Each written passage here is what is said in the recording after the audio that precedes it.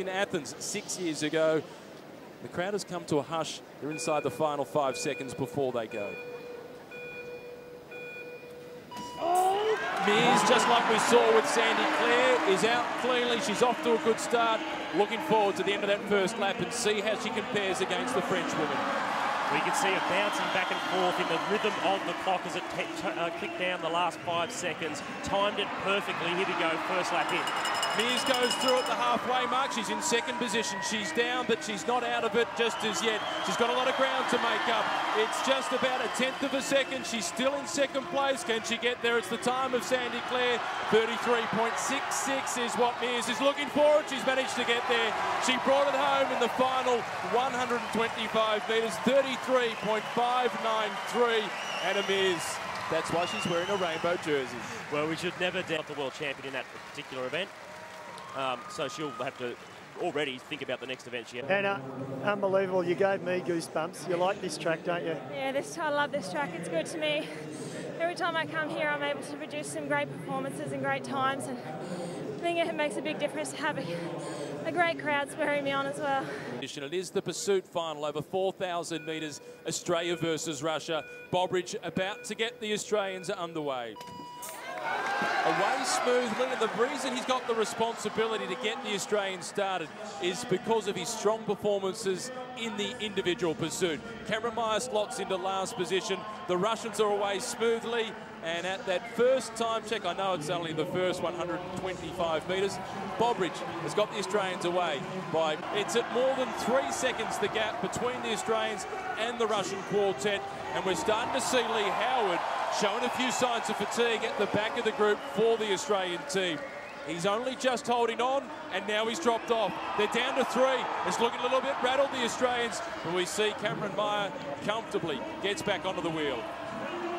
Well, Cameron Meyer perhaps didn't hear the call. What happens there is as a rider goes off the back, he screams as loud as he possibly can. The number 3, just to let the other riders know, you're down to 3 guys now, and then they can change the actual turn, the change when they swing up the track. They can shorten it so they can quickly get... Stops on the 3rd rider across the line, but the bell sounds for the Australians. They're going to do this comfortably. We can enjoy the final lap. They've got the Russians within their sight. It's Bobridge, Meyer, and it's Hepburn, and it is an extraordinary time. It is 3:56.913. It's the fastest time ever ridden on Australian soil. Well, that is a clear message to the Great Britain team, of course the Russians as well. We'll expect them to improve over the next year and a half, but it's really the message they want to set out to the Great Britain team. Jack, unbelievable ride by you guys. It's the quickest time ridden by any nation on Australian soil. 3:56. Did you think you guys could do that tonight? To tell the truth, we weren't sure what we could do.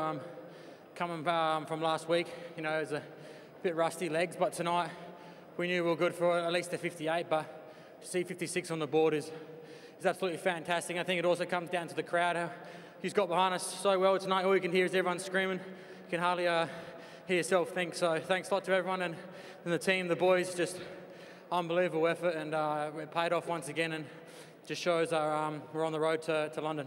The question is, last week at the Oceania Championships, he withdrew from the competition after qualifying fastest with diarrhoea and vomiting. Has you fully recovered from that? Of course, you can come back out here this week and go really fast and do a good qualifying time, but you keep backing up effort after effort, race after race.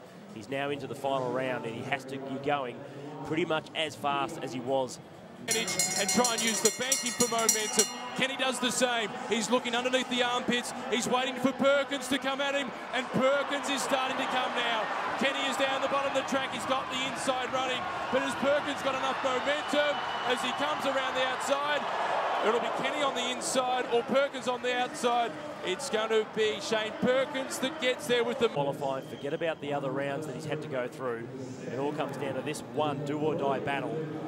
But I tell you what, Matt, I'm feeling pretty nervous knowing that he was very ill last week, And this is a lot of racing he's had to do with the team sprint as well.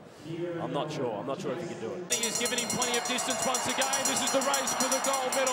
It's Perkins versus Kenny. Perkins has got a bit of a gap. He takes one last look across the shoulder. They head down the back straight. Kenny is starting to close in, but he could be running out of distance. But Perkins is running out of petrol. It's going to be tight on the line. Perkins has held on. He gets the gold medal. He timed the run to perfection. He goes out the winner. Well, that was a big effort from Shane Perkins. I'm sure he was wondering where Kenny was. He gave him too much time to get a breath. Shane, gee, tell you what a sprint final we've had. He really threw it to you in the second one. Did it rattle you? Oh, look, you know, my legs are good here, and I started to cramp up a bit in that second one, but, you know, I got a rub down from Birdie, which was great, and got my legs back in it and got my head in it, and went out there confident that, you know, I could leave it all out on the track, and that's what I did. And, you know, the home crowd helps. I guess it brings the energy levels up, so really happy and really proud of that I come back.